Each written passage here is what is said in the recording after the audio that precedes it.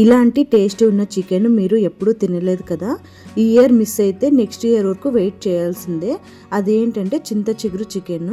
దాన్ని ప్రిపరేషన్ అయితే చూసేద్దాము. ఇప్పుడు కుండ హీట్ అయిన తర్వాత ఆయిల్ వేసి సాసులు, జీలకర్ర, పచ్చిమిర్చి, కరివేపాకు, ఉల్లిపాయ ముక్కలు, రుచికి తగినంత ఉప్పు, పసుపు వేసి గోల్డెన్ కలర్ వచ్చే వరకు వేయించుకోవాలి.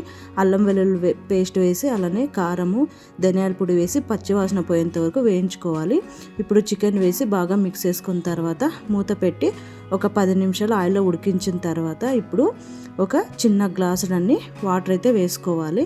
ఇలా వేసుకున్న తర్వాత మిక్స్ చేసుకొని మూత పెట్టి ఉడికించుకోవాలి. ఇప్పుడు మసాలా ప్రిపేర్ చేద్దాము. మిరియాలు, లవంగాలు, చెక్క బాగా దంచుకొని ఇలా లాస్ట్లో వేసుకోవాలి. చింత చిగురు కడుక్కొని సన్నగా కట్ చేసుకోవాలి.